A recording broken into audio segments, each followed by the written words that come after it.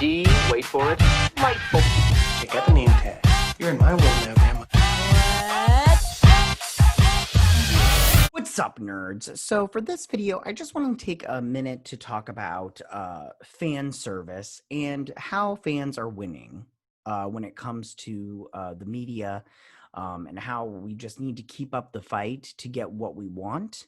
And to get what what I think we deserve. As a fan of anything, if I give you my money for something, I don't expect you to give me everything I want, but I do expect you to give me a little bit of something I want. And we'll talk about that a little bit more in just a second.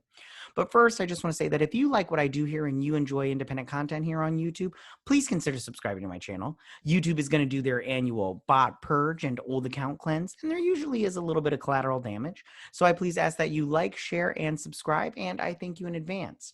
So why don't we first talk about what fan service is? Now, fan service is material in a work of fiction or in a fictional series, which is internationally added to please the audience, often sexual in nature. The term originated in Japanese in the anime and manga fandom, but has been used in other languages and media.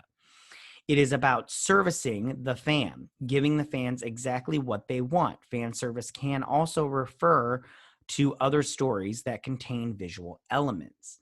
Now, I just want to give you also some examples of fans getting fan service and winning and everything, because I think that the problem with media today is they think that us fans, when we don't get what we want, that we're big man babies, and that we're just crying about, because we didn't like what you gave us and everything, or any excuse they come up with, and it's mostly because what you gave us was crap. I want to talk about the first one with Sonic the Hedgehog. Now, Sonic the Hedgehog, the first trailer dropped for Sonic the Hedgehog, and if you may remember, the way Sonic looked was terrible. I mean, it didn't look anything like the video game. I mean, it looked kind of like the video game, but not really. So it just didn't look good. And of course, fans made fun of it. Fans, cried about it, and they said, hey, this is unacceptable. And that made them take a look and say, hey, maybe we need to change this up and give the fans what they want. And that's exactly what they did. They changed it up. They fixed it. It took I think 7 months or something like that. I can't remember exactly how long it took. But they pushed back the release date and they fixed the design of Sonic the Hedgehog. And in my opinion, it looked better. And the movie was a good movie. I enjoy that movie. I watch it all the time with my kids. So, I mean, I think that that's one example of the fans, fighting back and saying, hey, I'm not going to watch this crap. If you guys are going to, half-ass it, then fine. But I'm not going to pay my hard-earned money to get that, to go to that and everything. And so they fixed it, and good for them. So the second one I want to talk about is the Snyder Cut. A lot of people, fought hard to get this thing out there. This was Zack Snyder's vision of Justice League. And a lot of people were unhappy with the way that Justice League turned out. Joss Whedon, I don't necessarily blame him 100% for it. I mean, yes, he did write a crappy movie, but he had to work with what he was given, and he wasn't given that much. I just, it just wasn't good.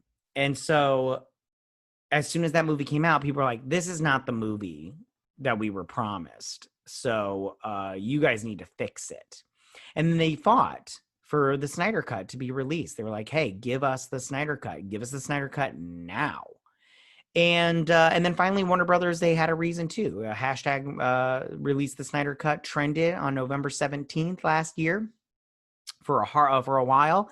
And people just constantly just kept saying, release the Snyder Cut, release the Snyder Cut. And, they donated to charities. A lot of people want to give crap to the Snyder Cut and calling it the Snyder Cult.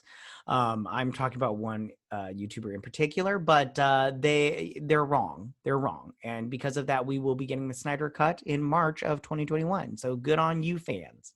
And the last one I want to talk about is the fact that Luke Skywalker was in the finale episode of The Mandalorian. I do think that Star Wars mishandled this character from the get-go as soon as it went to Disney.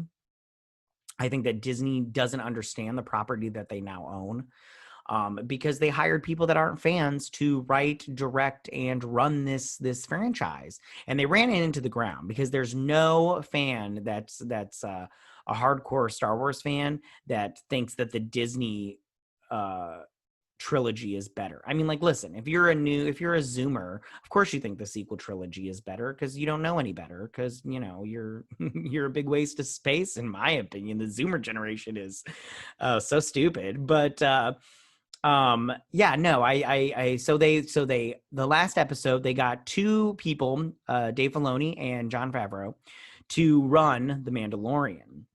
Now, The Mandalorian, for some Star Wars fans, they're like, no, this is not going to cut it with me. Yeah, it's good, but so what? So what? I don't care how good it is. You guys ruined Star Wars. There's no coming back from that. Me personally, I go, the sequel trilogy wasn't that good. I mean, there are a couple of things that I like in there, and there was some good thoughts / ideas around certain things, but overall, they're not that great. So for the final episode, and one of those things was Luke, they did not handle that character well, in my opinion. I mean, they basically, he was a loser, and it's so crazy that they would go that direction with him, of all things. I mean, there's a difference between exverting expectations and just writing a bad movie. So they put Luke in the final episode of The Mandalorian, and he was bad ace. I mean, it was so good. I mean, he was using his lightsaber, killing robots and everything. And then when he popped up, CGI wasn't like 100% the best, but it was pretty good, in my opinion.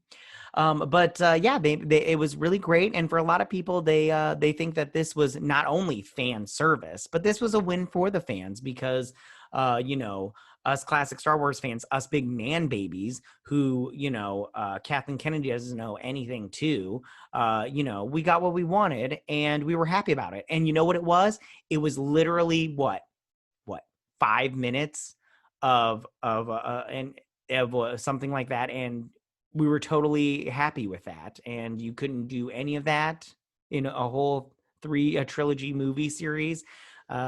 You. So as far as I'm concerned, the fans are winning, and we're starting to win more. Hollywood is finally realizing that we're not going to pay money, our hard-earned money. You guys just sit at a desk and collect this stuff while we go out and we're practically out here sucking to make this money, and you guys are just, raking it in left and right. You don't realize that we're not going to pay for crap. And so I say, keep up, fans, keep going. Eventually we'll get, back to where we were, hopefully. And if not, then we'll just, the movie industry will just die because we won't pay for their shitty stuff anymore. So those are my thoughts on that. If you you could tell me what you guys think about all this stuff in the comment section down below. If you like this video, go and hit that like button. I won't mind. If you're new to my channel, please hit that subscribe button. I would greatly appreciate it. And I will see you guys on the next video. You guys have a good day. Bye.